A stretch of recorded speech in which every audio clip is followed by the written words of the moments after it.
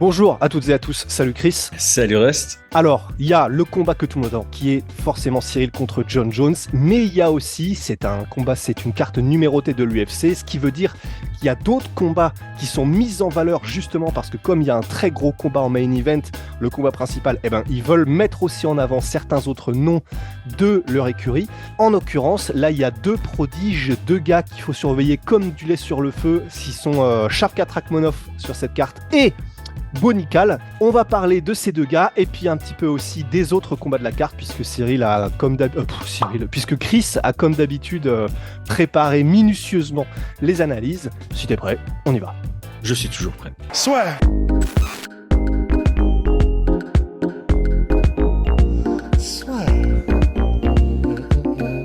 Entre dans l'octogone avec Unibet.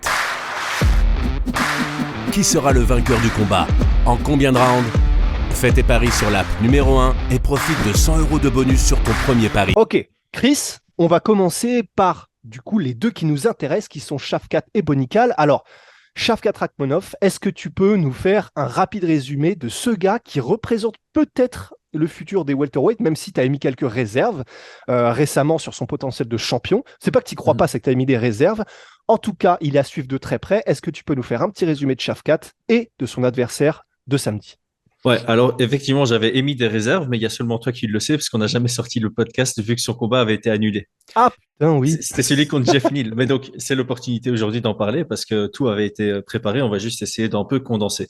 Donc, moi, j'émettais des réserves parce que, tout simplement, il est très fort, il est très compétent, mais c'est pas un style dominant. C'est pas quelqu'un qui va prendre des 18, c'est quelqu'un qui risque de temps en temps d'avoir des rounds relativement serrés.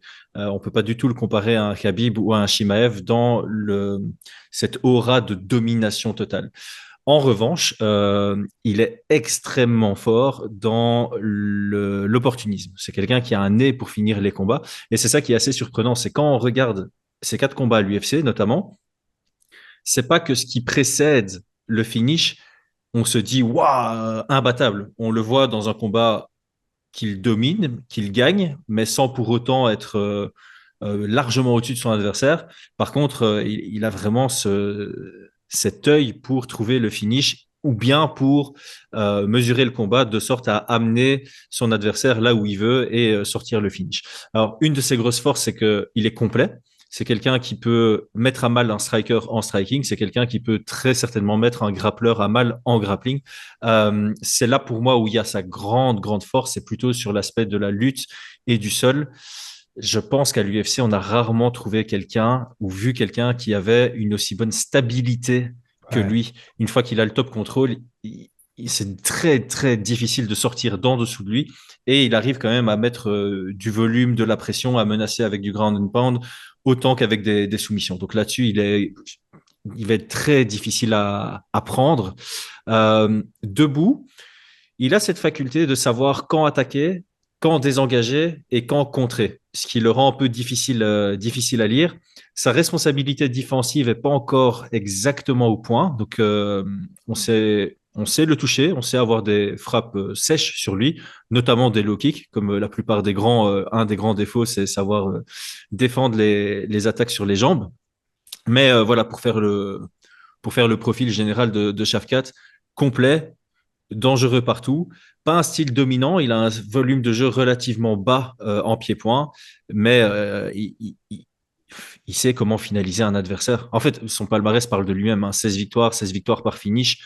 Il commence à rentrer vraiment dans des dans des adversités solides. Hein. Faire ce qu'il a fait à Neil Magny, c'est vraiment pas donné à tout C'est le monde. incroyable. Ouais. Donc, il prouve son statut de contender, de prospect en tout cas. Il va prouver prochainement son statut de contender.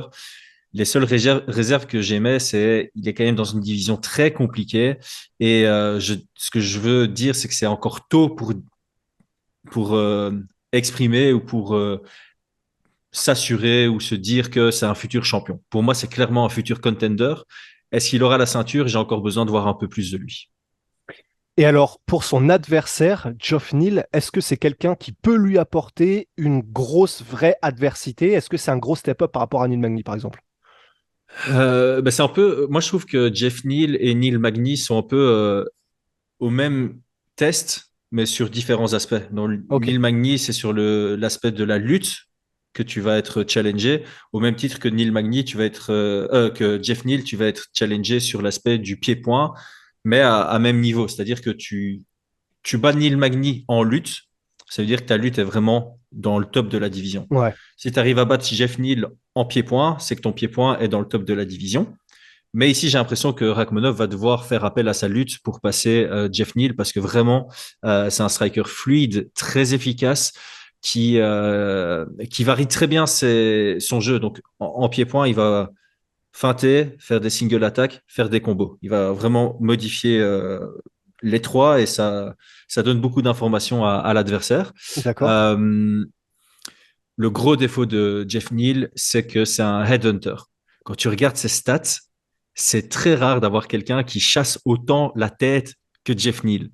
Genre, il y a des combats où tu es à plus de 95% de frappes envoyées à la tête. Et du coup, il n'y a que 5% qui sont répartis entre le corps et les jambes. Et ici, face à Shafkat, vu sa taille, ça va être très difficile d'accéder à toucher sa tête. Et donc, enfin, c'est un bon test aussi pour Jeff Neal d'un peu travailler ses low kicks et ses attaques au corps. Donc, est-ce que Jeff Neal est un bon test pour Shafkat? Oui et non. Euh, Parce que Shafkat a vraiment son chemin vers la victoire par la lutte et gagner avec l'utilisation de la lutte contre Jeff Neal, c'est pas un indicateur de grandiosité dans la division. Moi, ce que j'attends vraiment, c'est le jour où Shafkat affronte un autre combattant complet. Ok, ouais. Parce que comme Shafkat est complet et qui peut amener le combat là où il est, la différence de niveau est la plus grande, j'aimerais un jour voir contre quelqu'un qui prend ça aussi comme stratagème. Belal Mohamed, il commence à développer son pied-point, ce qui fait que face à des grappleurs, il utilise son pied-point, face à des strikers, il utilise sa Ouais. lutte. Mais du coup, face à quelqu'un de complet, ça va être une guerre de la recherche de là où tu as le plus de chances de gagner. Et donc, Shafkat, ce combat-ci, je l'attends sur la victoire.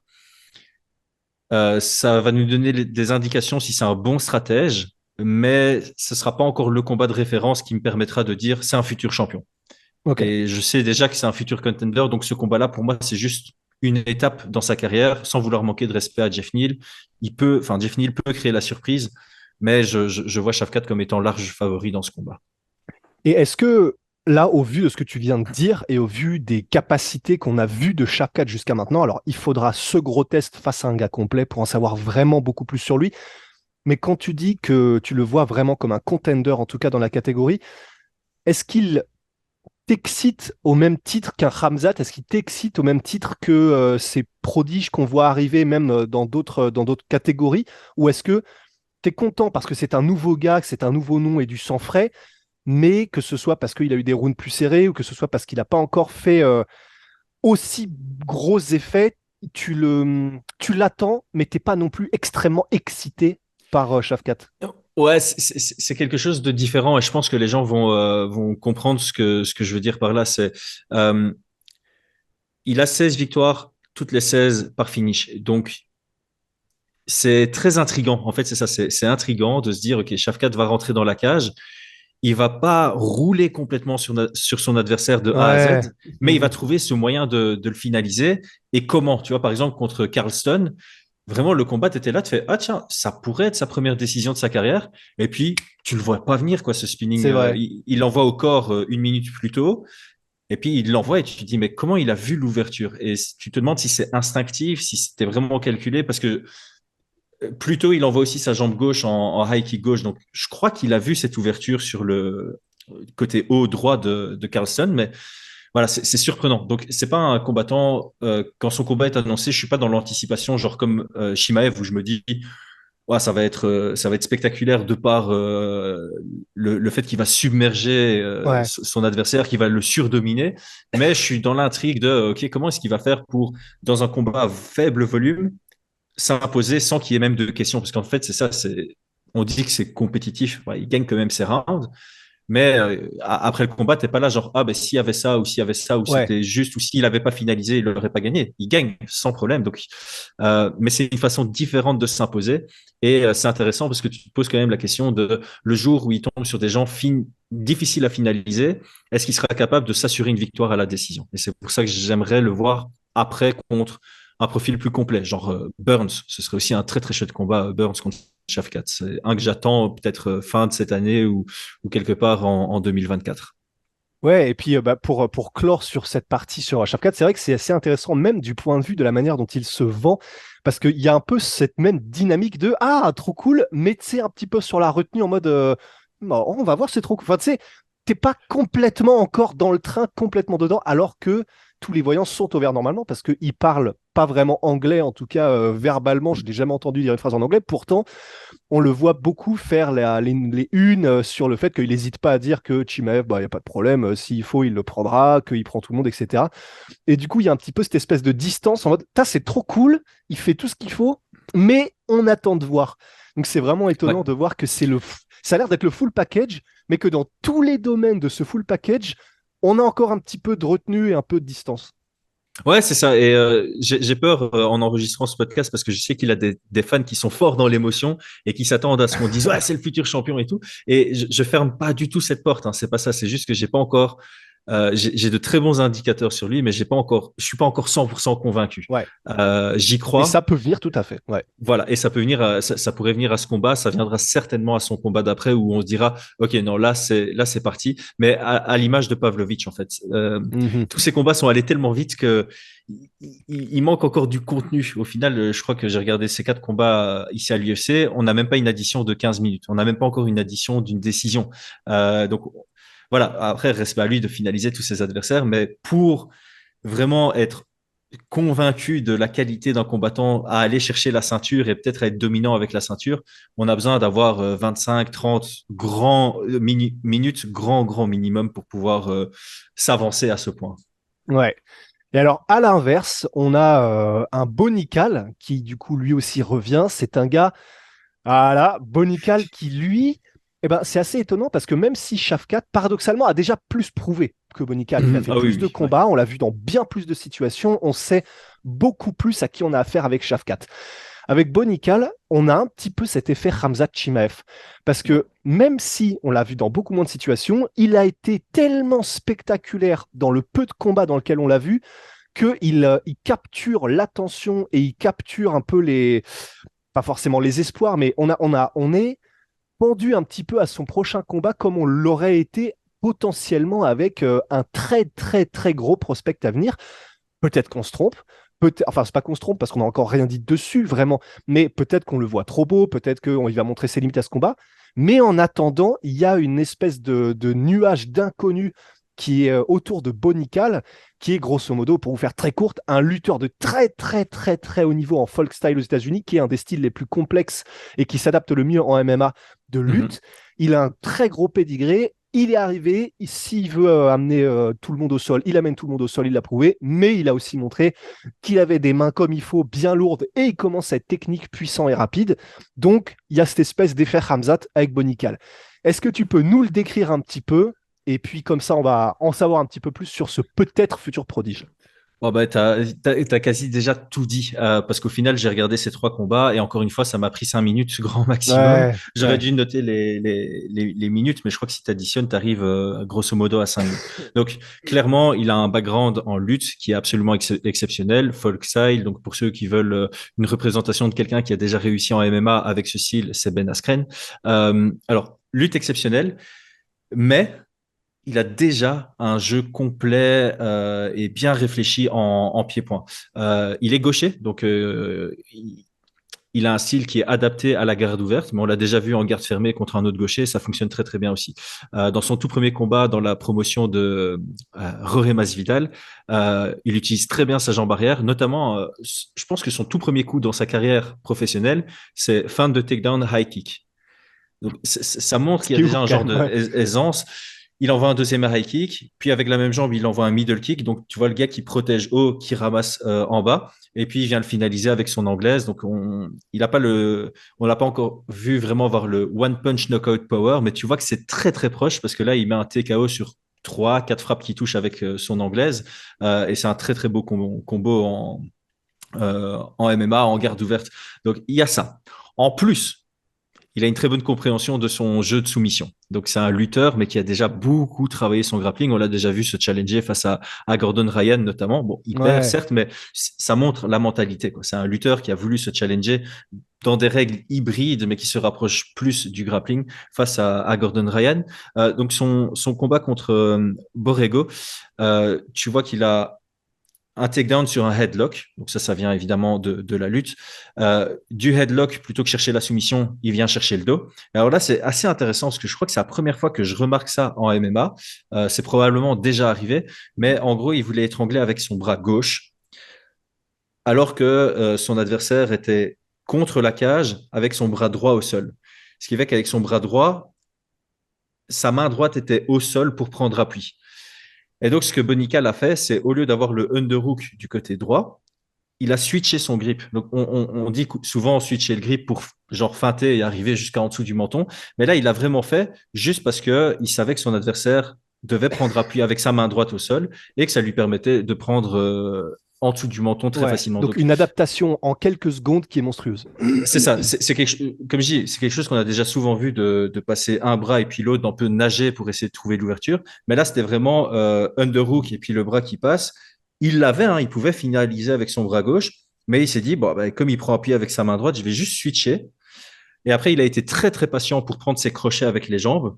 Donc, il a d'abord travaillé sur le haut, et puis une fois qu'il a vu l'ouverture pour le crochet avec les jambes, il les a pris et il a finalisé par soumission. Donc, j'ai trouvé ça très impressionnant pour un lutteur de base d'avoir déjà ce mindset grappleur. C'est vraiment, il a transité de la lutte vers le grappling en prenant le dos. Et puis là, il a utilisé des stratagèmes qui sont, qui résolvent vraiment des ceintures marron, ceinture noire en BJJ.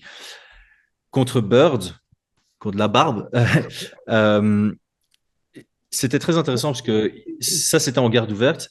Il a déjà ce hand fighting, on en a parlé, hein, le contrôle de la main avant, c'est quelque chose qu'on a parlé pour John Jones et Cyril Gane. Euh, et tu le vois envoyer des petites frappes comme ça, tu sais qu'il veut pas toucher avec. Et donc, ça donne un faux rythme à son adversaire. Et puis, boum, il explose sur le overhand. Et ce qu'il y a d'absolument splendide, c'est que il envoie le overhand qui touche la pointe du menton, donc précision en pied-point. Et au moment où il touche avec sa main gauche, tu as sa main droite qui vient prendre l'arrière de la jambe et il est déjà sur un takedown. Au Ouais. final, il n'a même pas besoin de faire l'amener au sol en mode lutte parce que c'est un knockdown.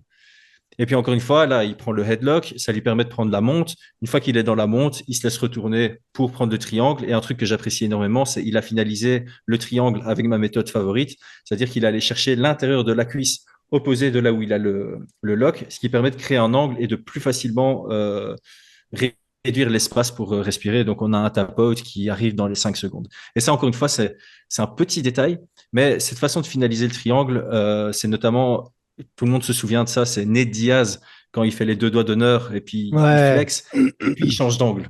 C'est vraiment ça. Il a le triangle, il sait qu'il va finaliser, donc il se permet de faire de son malin. Puis il change l'angle, sauf qu'au lieu de prendre l'intérieur de la cuisse, lui, il a pris l'aisselle. Ça fonctionne. Le but, c'est pas d'aller prendre l'intérieur de la cuisse, mais vraiment de désaxer. Et puis tu serres et tu finis. Donc Bonical, ouais, je suis très impressionné par ce qu'il a fait. 3 victoires expéditives. Et là, pour ce week-end, je vais pas trop parler de son adversaire Pickett, parce que selon moi, et c'est pas pour manquer de respect à Pickett, l'UFC sait très bien ce qu'ils font. Ils savent ce qu'ils font. Ils prennent Pickett, juste pour prendre un exemple, il a perdu contre Kyle Dokos. Kyle Dokos, qu'est-ce qu'il a fait? Il a mis la pression, il a pris un contrôle des deux mains, tout simplement. Il a mis ses deux mains sur les mains de Pickett, puis il a shooté dans les jambes. À partir de là, il a eu 3 takedowns sur le round et puis il a fini sur un Dark face à un Pickett qui, tu vois, quand il est au sol, il n'est pas en mode scramble, je vais sortir ou quoi, c'est survie. Et puis j'essaye de m'aider de la cage pour remonter, puis je me fais remettre au sol. Donc voilà, c'est du MMA, tout est toujours possible. Mais l'UFC, là, ils savent très bien qu'ils prennent pas de risques et qu'ils ont mis ça sur cette carte, sur la carte principale pour le premier combat officiel à l'UFC de Bonical. C'est pour le mettre en avant et j'attends les codes de Paris, mais sur base de à combien elles sont, je risque de mettre ma pièce sur Bonical au premier round. Ouais, bah c'est ça qui est bien, c'est que pour des gars qui arrivent et qui ont un énorme potentiel, les tout premiers combats à l'UFC, ils mettent bien sûr des gars qui sont très accessibles pour eux.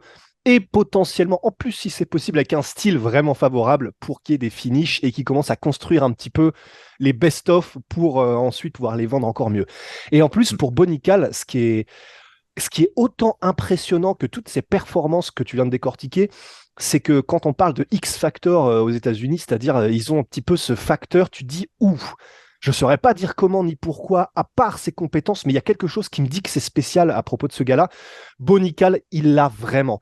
Alors, ça peut être sa confiance en lui dans ses prises de parole, ça peut être sa confiance en lui tout simplement dans la cage, parce que pour faire tout ce que tu viens de dire là dans la cage, il faut une décontraction, une confiance et une absence de stress totale qui dénote vraiment de quelqu'un de très, très, très spécial.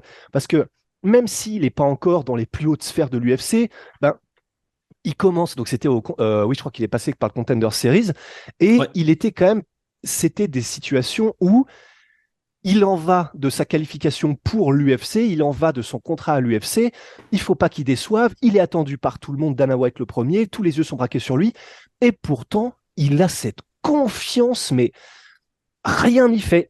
Personne ne pourra écorner cette confiance qu'il a en lui, et il pue la confiance comme seuls le sont ceux qui ont potentiellement une vraie destinée à l'UFC. Ouais. C'est très rare d'avoir quelqu'un qui a une telle confiance et des telles compétences et qui ne donne pas quelque chose d'extrêmement spécial par la suite. Ouais, c'est clair. Franchement, ouais, parce que au-delà de cette confiance qui lui permet de performer au mieux, tu sens que d'un point de vue compétence, c'est au rendez-vous. Ouais. Donc, il y a vraiment les deux qui s'imbriquent l'un dans l'autre. Et on peut justifier ça par son niveau en lutte. Il a l'habitude de la haute compétition. Il a l'habitude, peut-être pas de autant de pression, mais de travailler sous pression. Et comme je le disais, voilà, quand tu vas combattre contre Gordon Ryan, c'est aussi une expérience où tu as beaucoup de regards sur toi. Et puis, il n'hésite pas aussi à faire un peu de trash talk pour se mettre face au mur. Donc voilà, je pense que c'est une chouette personnalité. C'est un nom qu'on va devoir suivre de très très près parce qu'il a déjà parlé de Chimaev par exemple. Tu sens qu'il a envie de gravir les échelons très rapidement. Et voilà, au final, Jamie Pickett dit que c'est un athlète bien sélectionné pour lui. Mais ça reste un vrai combattant au UFC. C'est pas comme, enfin, tu vois, c'est pas le gars qui a à l'UFC, qui a un palmarès de 0-3 et tu te dis, OK, Ouais, il lui donne juste à manger un chips, quoi. Ouais. Non, pour faire le lien avec la France, parce que maintenant on le connaît tous, le prochain adversaire de Michael Lebou, l'Argentin Staropoli, Jamie Pickett l'a battu. Il a une décision, une victoire par décision contre Staropoli. Donc voilà, il a deux victoires à l'UFC, je pense, Jamie Pickett. Donc il est installé à l'UFC. C'est juste que d'un point de vue style, c'est un bon profil pour Bonical. Et à ce jour, j'ai déjà envie de dire que Bonical n'a même pas besoin d'avoir le profil idéal. Il peut déjà aller ennuyer peut-être même des gens à l'entrée du top 15 sans problème, je pense. Ouais. Mais là, l'UFC voudra le construire semi-progressivement, un peu à la Garbrandt quand il monte. Ouais. Et il nous reste une petite dizaine de minutes, Chris, pour voir deux combats qui alors sont un petit peu moins en vue pour nous parce que voilà, c'était vraiment sur Shavkat et Bonical qu'on avait vraiment envie de mettre l'emphase. Mais il y a quand même un combat pour le titre qui est Valentina Shevchenko contre Alexa Grasso. Qu'est-ce que tu peux nous dire sur ce combat? Et en fait, surtout, j'ai envie presque de dire là où on en est de la carrière de Shevchenko, la vraie question c'est est-ce que Alexa Grasso, c'est quelqu'un qui est mise là parce qu'il faut quelqu'un ou est-ce que c'est vraiment un challenge? Elle mérite son title shot. Mais d'un point de vue style, j'ai beaucoup de mal à l'avoir gagné contre Shevchenko. Grasso, c'est quelqu'un qui s'impose généralement ou quasi tout le temps par son pied-point. Mais quand tu regardes son pied-point, t'as pas l'impression que ce soit au niveau de Shevchenko. Ses retours sont très lents. Shevchenko, c'est une contreuse. Donc, je vois beaucoup d'ouverture pour Shevchenko en contre. Et en plus de ça, je pense que Shevchenko va même pas chercher en pied-point. Elle va faire la même stratégie qu'elle a utilisée contre Andrade. Elle va essayer d'amener ça au sol très rapidement parce que sa lutte et son grappling, c'est pas extraordinaire. Elle se fait amener au sol 4 fois contre Esparza. Elle se fait amener au sol 2 fois, elle se fait malmener contre Tatiana. Bon, après, Tatiana, c'est Tatiana, on est bien d'accord.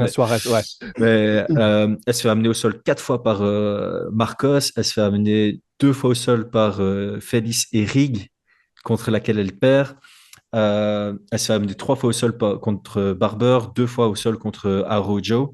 Je crois que elle ira au sol, quoi. Je crois que Shevchenko aura pas de mal à l'amener au sol et quand on voit à quel point Esparza et Tatiana Suarez ont réussi à la dominer au sol, Shevchenko devrait en être capable. D'autant plus que je pense que pour battre Shevchenko, il faut savoir la matcher physiquement. C'est ce qu'on a vu avec Taylor Santos. Il Ouais. faut être présente physiquement. Grasso, c'est une petite flyweight. C'est une petite flyweight qui s'impose par sa propreté technique et je pense pas qu'elle arrivera à l'imposer contre Shevchenko à moins d'une contre-performance. Là, c'est pas un combat qui m'intéresse sur ouah, qui va gagner. Après, je peux être Ouais. surpris. Encore une fois, ça reste du MMA. Encore une fois, pas du tout de manque de respect à Grasso. Elle mérite son title shot. Elle est sur une belle série de victoires. Elle a fait des belles performances. Mais regarde les performances de Shevchenko, puis regarde les performances de Grasso. C'est clair que Shevchenko est largement favorite dans ce combat. Ouais. Et le deuxième combat, c'était Jalin Turner contre Mateusz Gamrot. Alors, est-ce que c'est un combat qui t'intéresse? Et Gamrot, Ah on ouais. commence à le connaître. C'est le mec le plus jouissif à regarder en termes de MMA total. Est-ce que Jalin Turner peut lui apporter... Qui est-il déjà? Et est-ce qu'il peut lui apporter des problèmes? Alors, moi, ce combat-là, je suis triste qu'il y ait peu de marketing autour. Parce que ces deux gars-là, ils méritent d'être mis en avant de dingue. Alors, je suis content qu'ils soient sur une grosse carte, mais je vois rien de l'UFC, je vois rien, quasi rien des fans. Gamrot a quand même quelques grands fans, donc ils en parlent eux, mais il y a très peu de bruit autour de ce combat. Et pourtant, voilà, Gamrot, il s'est prouvé comme étant un vrai contender qui est bah, qui va rester sur la durée, qui va toujours Mhm. performer, qui va être dangereux pour tout le monde, même pour des Dariush, hein, parce qu'au final, Dariush, le premier round, c'est quand même très, très compétitif. C'est juste que Dariush a eu la plus belle adaptation en combat de l'année passée pour aller chercher cette victoire. Euh, donc, je suis un peu déçu qu'il n'y ait pas plus de lumière sur ce combat parce que Turner, c'est aussi un gros, pour moi, c'est aussi un gros prospect dans la division. Il a fait beaucoup de mal sur ses 3 derniers combats à ses adversaires. C'est la tarentule, très très grand, qui combat très bien à distance, notamment une excellente exploitation de ses kicks. Il n'a pas peur de combiner malgré sa taille. Souvent, les grands, à l'image de Cyril, c'est beaucoup des single attaques puis rester loin. Lui, il a vraiment pas peur d'envoyer des combinaisons de très loin et être efficace avec. Et en plus de ça, il est dingue à distance courte. Donc souvent, contre des Ce grands qui est comme ça, tu as envie de rarissime. casser la distance. Et les crochets courts, ils sont solides. Il a une vitesse dans ses points, notamment contre Uros Medic. Il envoie un crochet corps, crochet tête de très loin à une vitesse incroyable. Ça sonne Medic. Ouais, Medic. Ses coups de genoux au clinch, c'est pas possible. Par contre, sur ce combat-là, voilà. Turner, sa grosse défaite à l'UFC, c'est contre Frevola. Il prend pas mal de takedowns, il se fait un peu malmener au sol. D'ailleurs, il prend un takedown aussi contre Mularki, qui arrive à le contrôler pendant les 90 dernières secondes. Donc ici, Gamrot, il doit lutter. C'est trop dangereux pour lui debout, mais je crois qu'il va réussir à lutter et à vraiment dominer Turner au sol pour de nouveau se réimposer comme un refutur challenger, parce on le voit depuis le début comme un challenger, mais là, avec sa défaite contre Sarukian, on a un peu plus de... ouais, contre non, il Contre gagne contre Dariush. Sarukian, contre Dariush, pardon. Avec sa défaite contre Dariush, il y a un petit step back, mais on sent quand même qu'il a le potentiel pour aller à un moment challenger les champions et tout ce qui s'ensuit. Donc ici, je crois que c'est un combat qui devrait être plus mis en lumière parce que le vainqueur mérite de nouveau d'aller prendre un top 6 de la division. Et a priori, selon moi, le vainqueur sera Gamrot parce qu'on est sur une quasi-opposition de style et je crois que Gamrot va savoir imposer son style face à Turner, même si casser la distance contre Turner, il y a des risques. Hein. Il y a les uppercuts, ses coups de genoux sont vraiment splendides, mais ouais, Gamrot, une fois qu'il a ta cheville, le round est pour toi, quoi. Enfin, pour lui en l'occurrence. Bah pour nous aussi, du coup, hein, du point de vue du Ouais. spectacle. Ah oui, Ok. ça c'est clair. Eh ben, je crois qu'on est parfait. Je crois qu'il y en avait du coup que 5 combats sur la main card. Ouais, Ouais. alors il y a Garbrandt en prélims, il y Oh! a Yann Gary en prélims, donc même les prélims, il y a des noms qui sont intéressants à suivre. Mais Ouais. bon, là, on a fait le tour de la carte principale, on a fait une analyse XXL sur le main event, je pense qu'on a bien couvert ce 285. Ouais, je crois qu'on est pas mal. Et effectivement, Ian Gary, du coup, pour ceux qui ne connaissent pas la raison pour laquelle on le cite, c'est que c'est le gars qui s'autoproclame comme étant en gros la suite de Conor McGregor. Il est irlandais, Ian Gary. Il préfère être debout, il parle beaucoup et voilà, c'est quelqu'un qui est à suivre, même s'il a quand même montré quelques limites déjà dans son game. Donc voilà, effectivement, Cody Garbrandt, tu l'as dit, même Derek Bronson contre Dricus du Plessis, c'est un combat qui est intéressant. C'est vrai. Et ouais, puis, c'est vrai qu'on l'oublie celui-là, mais ouais, sympa pour le top 10 de la division. Voilà. Et puis, il y a aussi un gars qui a un nom que j'adore, donc je vais juste le prononcer. Je ne le connais même pas, mais juste parce que j'ai envie de prononcer son nom, c'est Damon Blackshear. Donc voilà. Contre Farid Basharat. Contre Farid Basharat, voilà. Qui aussi un nom à suivre. Farid Basharat. Ouais. Eh ben, parfait. Eh ben, Chris, je crois qu'on est bon. Merci pour l'analyse. Et comme d'habitude, moins 38% sûrement sur MyProtein. Tu m'as voilà. tué. Ona est toujours, bien sûr. Vous connaissez, les gars. Vous connaissez la musique. Merci, Chris. Merci à tous. Merci, Rust. Puis à la prochaine. À la prochaine.